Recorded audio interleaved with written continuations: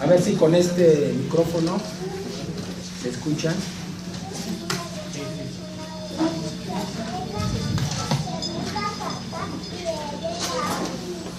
Vamos a buscar en la Sagrada Escritura, en el libro de Apocalipsis, en el capítulo 22, el versículo 27.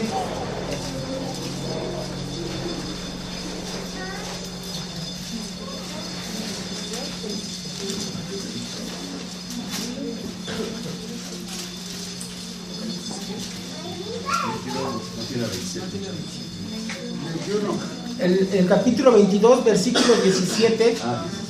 Perdón.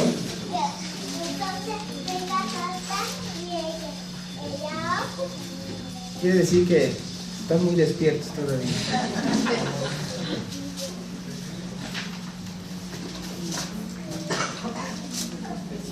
Vamos a leer juntos este versículo. Y el espíritu y la esposa dicen: ven, y el que oye diga: ven, y el que quiere ser, venga, y el que quiera tome del agua de la vida gratuitamente. Dice: y el espíritu y la esposa dicen: ven. La esposa del Cordero es su iglesia. Y hablamos constantemente de la esposa del Cordero. Y hoy queremos abrir un paréntesis en la secuencia de predicaciones, sermones que se vienen dando en relación con los 10 mandamientos. Ese es el programa o el tema principal de los sermones en la predicación. Y hoy queremos abrir un paréntesis para hablar un poco acerca de la novia del Cordero, que es la iglesia. Y precisamente con el fin de entender la alusión acerca de la iglesia como la novia del Cordero, recordemos las costumbres nupciales registradas en las Escrituras. Primero, existe el compromiso, el cual era considerado mucho más en serio que lo que hoy en día es un noviazgo, porque todos sabemos que hoy en día el noviazgo es considerado de cierta manera, no tan especial, no tan importante y no con con gran respeto, desafortunadamente en muchas ocasiones. Después venían los votos matrimoniales, que eran pronunciados y aceptados por los novios. Este acto se hacía en presencia de testigos que incluían a la familia, los padres, los amigos, la comunidad, y al final los novios eran bendecidos por sus respectivos padres. Entre los votos matrimoniales y el banquete de bodas existía un intervalo de preparación de los novios. Llegaba el día de la fiesta de bodas. El preludio de esta era una procesión. La novia, que aún estaba en la casa de sus padres, se preparaba y se adornaba. El novio también, aún en la casa de sus padres, se ataviaba con su mejor traje para luego salir en compañía de sus amigos en una procesión matizada de una gran algarabía de cantos y antorchas luminosas hasta llegar a la casa de la novia. En la puerta, la novia esperaba al novio. Al llegar el novio, él la recibía y ella se incorporaba a la procesión. Desde ahí caminaban juntos hasta llegar al lugar donde se realizaba la fiesta de bodas. Era toda una ceremonia, era muy solemne este acontecimiento. Pues bien, esta es la imagen que las Escrituras nos dan al hablar de la relación de amor que existe entre Jehová y su pueblo, entre Cristo y su iglesia. Es en este sentido que la iglesia está comprometida con Cristo. Y aquí, entonces, queremos hacer una proposición, y es la siguiente: la iglesia es la novia del Cordero, y para poder entender esta afirmación, hoy hablaremos primero acerca de los esponsales de la iglesia. 2, la purificación de la iglesia. Y 3, el enlace de la iglesia. Vamos a tocar el primer punto, los esponsales de la iglesia. Los esponsales de Cristo y su iglesia tuvieron lugar en la quietud de la eternidad, antes de que fuese el mundo. Cristo una y otra vez señaló a los miembros de su iglesia como aquellos a quienes el Padre le había dado. En la oración que pronunció en vísperas de su sacrificio, Cristo describió a los miembros de su iglesia así: le has dado potestad sobre toda carne, para que dé vida a todos los que le diste. He manifestado tu nombre a los hombres que del mundo me diste. Tuyos eran, y me los diste, y han guardado tu palabra. No ruego por el mundo, sino por los que me diste. A los que me has dado, guárdalos en tu nombre. A los que me diste, yo los guardé. Padre, aquellos que me has dado, quiero que donde yo estoy también ellos estén conmigo, para que vean mi gloria. Esto lo leemos en el libro de San Juan, en el Evangelio según San Juan, en el capítulo 17. Cristo así pagó una dote por su iglesia, como el novio por la novia. Él pagó, no consistió el pago en oro ni plata, sino su propia sangre. En la plenitud del tiempo, Cristo vino a este mundo y en la cruz del Calvario dio su vida por su novia, su iglesia. Tan grande fue su amor por ella que se entregó a sí mismo por ella. De esto da testimonio la Escritura una y otra vez. Dio su sangre por ella. 10 días después de su ascensión, Cristo le envió un precioso regalo a su iglesia, a su novia.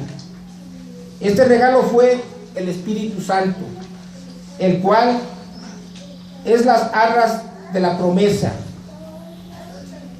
El Espíritu Santo es la prueba continua, aunque invisible, de la presencia de Cristo en medio de su iglesia. El Espíritu Santo es la prenda de su perfecta felicidad para con ella y de su fidelidad también. Y un constante recuerdo de sus muchas y preciosas promesas, en especial la de que un día volverá por su iglesia. Porque los esponsales del Cordero y su novia, la iglesia, son de Dios. Nada más puede anularlos, solo Él puede anularlos, pero nadie los anulará, porque Dios es fiel y verdadero. Sellados con la sangre y con el Espíritu de Cristo, no pueden ser quebrantados, concebidos en amor eterno por necesidad, tiene que ser por toda la eternidad. Aquí, cuyo nombre es fiel, esto es, Cristo nunca ha abandonado a su iglesia y jamás lo hará. En su eterna y grande fidelidad, Él hace que aún en los periodos más oscuros de la historia de su iglesia, siempre haya un remanente fiel y escogido por su gracia.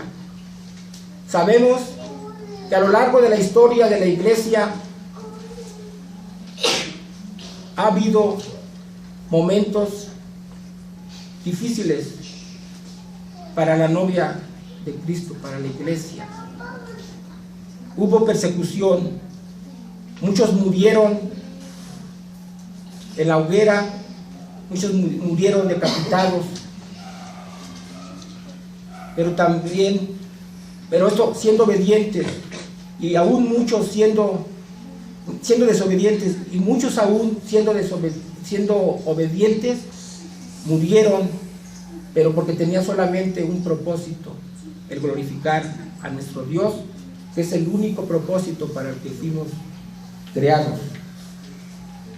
Pues aún cuando muchas personas se separan de la iglesia o incluso llegan a vivir comportamientos promiscuos y otras iglesias se convierten en sinagogas de Satanás, aquel remanente fiel y escogido sigue y seguirá siendo la verdadera iglesia, la novia del Cordero.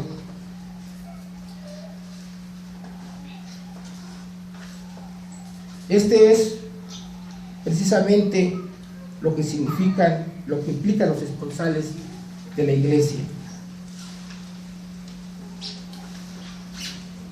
La purificación de la iglesia. La primera y la más grande de las virtudes que se requiere de una novia, todos lo sabemos y estamos conscientes de ello, ¿verdad? Es su castidad, es decir, su integridad y pureza. Y aunque en estos tiempos eso ya no se estila porque las costumbres han cambiado, nosotros no vivimos de costumbres, sino de los principios establecidos por las Sagradas Escrituras. Y es precisamente la castidad la más grande de las virtudes que Cristo está demandando de su iglesia. Y esta castidad se manifiesta en la santidad de la iglesia. La iglesia, habiendo sido llamada y sacada de en medio de un mundo pecaminoso, inmediatamente se desfigura a sí misma por sus constantes incursiones al pecado. Por lo tanto, desde el tiempo de su fundación en el huerto del Edén y hasta el día de su entrada en el paraíso de Dios, donde corre el río limpio de agua de la vida y donde crece el árbol de la vida, la iglesia tiene la necesidad constante de ser purificada. Y en este proceso de purificación, Cristo no deja a su iglesia al garete, ir a la deriva, sin dirección o propósito fijo. Si Cristo dejara a su iglesia, su purificación nunca sería perfecta. Pero en su gran amor, el Cordero ha hecho provisión para esta purificación.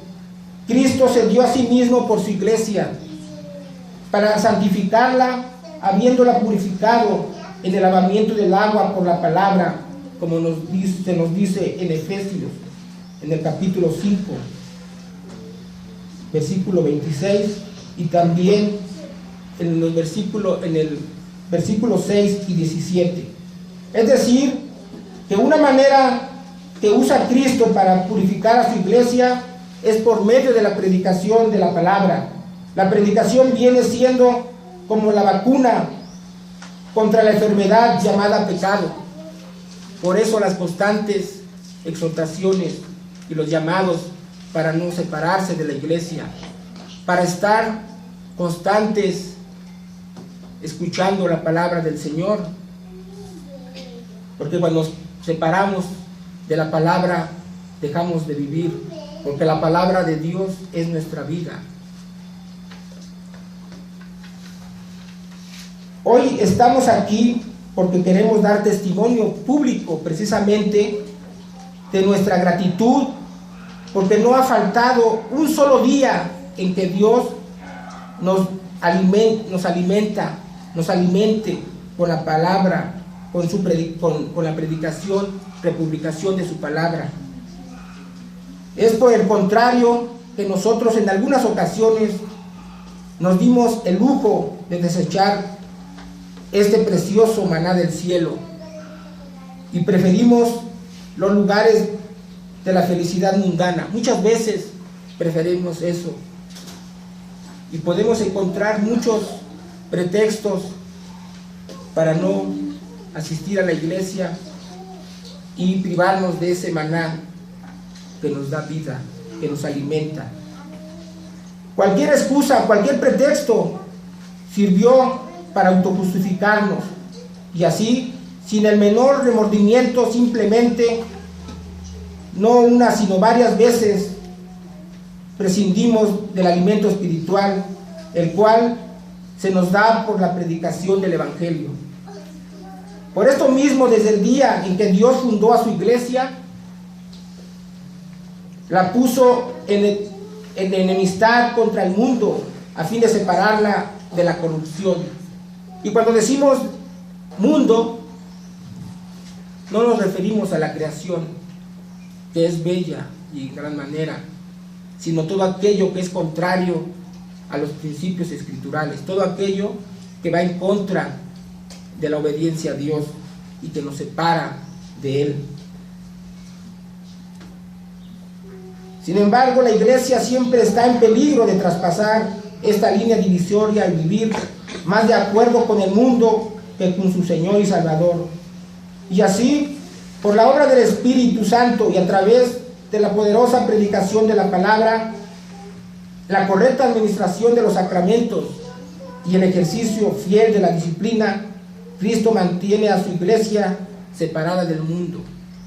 Estos son los medios de gracia que Dios ha establecido para mantenernos en comunión con Él. ¿Y qué son? Repetimos: predicación de la palabra, administración de los sacramentos tal y como los instituyó Cristo, y la disciplina eclesiástica. Por eso, si alguien es disciplinado en la iglesia, debemos considerarlo como algo que también, que no nos va a destruir, sino nos va a ayudar para mantenernos firmes en el camino del Señor. Y también por eso tenemos que estar constantes en asistir y atentos para escuchar la palabra de nuestro Dios. No dejar de meditar en ella de noche y de día, y recibir la promesa que se nos hace también en el libro de Salmos. La promesa que se nos hace en el Salmo 1, ¿cuál es? Bienaventurado el varón que no anduvo en consejo de los malos, ni en silla de escarnecedores. Que nuestro camino prosperará y todo lo que hagamos nos saldrá bien. Escuchar la palabra del Señor y obedecer sus mandamientos. Esa es la razón por la cual Cristo permite que el mundo persiga a su iglesia. Y esto con el propósito de que su iglesia no se mezcle con el mundo. Él purifica a su iglesia como se acostumbra a purificar el oro a través del fuego. Y su iglesia, sabiendo que llegará el día de los esponsales, aunque perseguida, puede entonar su canción de amor. ¿Qué nos separará del amor de Cristo? ¿Tribulación o angustia, o persecución, o hambre, o desnudez, o peligro, o espada? ¿Qué nos va a separar del amor de Cristo? Nada nos separará. El no tener un trabajo en estos momentos, el tener una enfermedad, nada nos va a separar de su amor. Y por el contrario, Cristo está pendiente de su iglesia, está pendiente de nosotros. Por eso no os afanemos, mas buscar primeramente su reino y su justicia, y todo lo demás os será añadido. Y pidamos al Señor que nos escucha, porque somos la novia, la iglesia del Señor, del Cordero. Como está escrito: por causa de ti somos muertos todo el tiempo, somos contados como ovejas de matadero. Antes, en todas estas cosas, somos más que vencedores por medio de aquel que nos amó. Por lo cual, estoy seguro de que ni la muerte, ni la vida, ni ángeles, ni principados, ni potestades, ni lo presente, ni lo porvenir, ni lo alto, ni lo profundo, ni ninguna otra cosa creada nos podrá separar del amor de Dios, que es en Cristo Jesús, Señor nuestro, como se nos dice en el libro de Romanos, en la epístola a los Romanos, en el capítulo 8, en los versículos del 35 al 39. Cristo purifica su iglesia. Cristo nos mantiene en santidad por medio de su palabra. Y también debemos estar conscientes y tener siempre presente el enlace de la iglesia. ¿Qué es lo que esperamos, lo que anhelamos como novia del Señor? Es ese desenlace, ese encuentro que tendremos con el Señor. Por eso decimos, sí, Señor, ven. La iglesia es ahora mismo la novia del Cordero, pero su enlace final es un evento que ha de ser consumado en el futuro. Esto ocurrirá cuando una gran voz, como si fuese de una gran multitud, como el estruendo de muchas aguas y como la voz de grandes truenos, proclamará: aleluya, porque el Señor nuestro Dios Todopoderoso reina. Gocémonos y alegrémonos y demos gloria, porque han llegado las bodas del Cordero y su esposa se ha preparado. Entonces, su esposa se ha preparado. ¿Estamos preparados para recibir al Señor? Este enlace será la plena gloria de la iglesia. Se llevará a cabo en el día de su completa victoria sobre su archienemigo. ¿Quién es? Y la muerte. La gran ramera. Algunos consideran alguna otra institución como la gran ramera, o la gran ramera que corrompió la tierra con su fornicación. Dios vengará la sangre de sus siervos que murieron a manos de ella, y el humo de ella subirá por los siglos de los siglos. Nunca más aquella ramera molestará a la novia de Cristo. Entonces la iglesia triunfante llenará todo el ámbito del cielo con sus aleluyas. De eso leímos hace un momento, o quizás no, pero es en el libro de Apocalipsis, en el capítulo 19, versículo del 1 al 6. Dios limpiará todas las lágrimas de los ojos de su iglesia. Los habitantes de la ciudad santa, donde ya no habrá más muerte, ni aflicción, ni clamor, tampoco habrá más dolor. Los que sufrieron a causa de las dentelladas de pastores, de los abusos de los pastores, que más bien eran lobos rapaces con piel de ovejas, verán al príncipe de los pastores y serán llevadas en los hombros del buen pastor. Los creyentes que fueron desechados por no pertenecer a la alcurnia de una élite aristocrática serán consolados y llamados: venid, benditos de mi Padre, porque tuve hambre y me diste de comer, tuve sed y me diste de beber. Asimismo, los cuerpos deshechos de los mártires serán restaurados y los corazones afligidos serán consolados. Es nuestra esperanza y nuestro consuelo. Pero también debemos tener presente que tenemos un oficio que tenemos que cumplir, desarrollar con responsabilidad, siendo obedientes a nuestro Dios. buscando el cuidado de nuestro prójimo, y tenemos que cuidar también de la creación con responsabilidad, pero que no nos afanemos, solamente hagamos nuestro trabajo, porque con esfuerzo y dedicación, porque también tendremos aflicción, pero el Señor nos consolará, y va a llegar un momento en que no habrá llanto, seremos consolados y podremos descansar ante el Señor. Esa es nuestra esperanza, nuestro consuelo también, y es como un alivio para nuestros constantes, muchas veces, sacrificios, así le podemos llamar.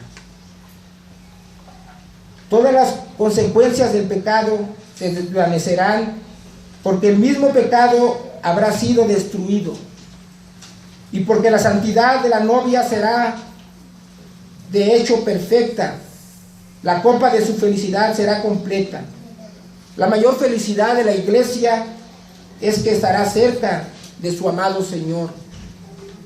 Será semejante a Él. Oirá una gran voz desde el cielo. He aquí el tabernáculo de Dios con los hombres, y Él morará con ellos.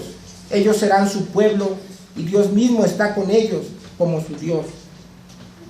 Como sí leímos como leímos en un principio en Apocalipsis capítulo 21 versículo 3. Pero lo mejor de todo es que la felicidad más grande de la iglesia, la esposa del Cordero, será que podrá servir a su amado.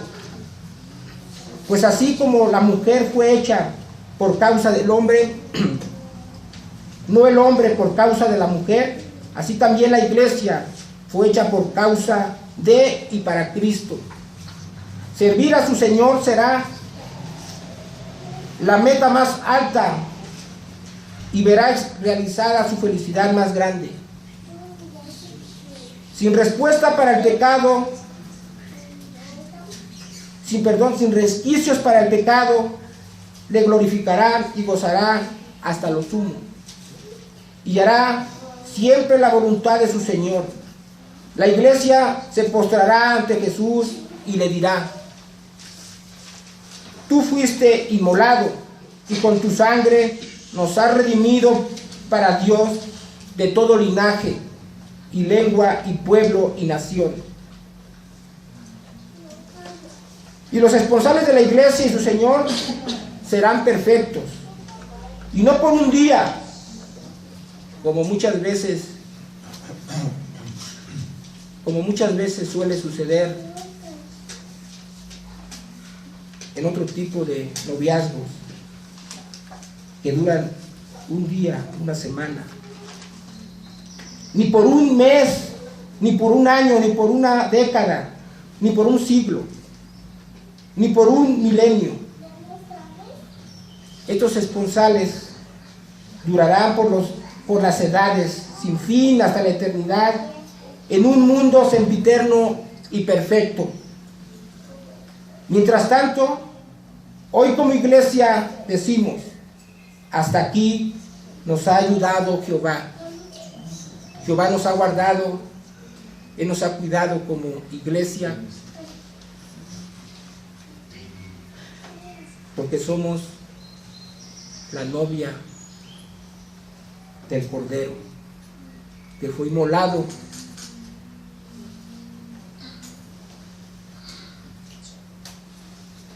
Hemos hablado entonces de estos 3 puntos, y quizás ya nos quedó claro lo que debemos entender, o lo que implica que Cristo es, que la iglesia es la novia de Cristo. Podemos entonces llegar a una conclusión.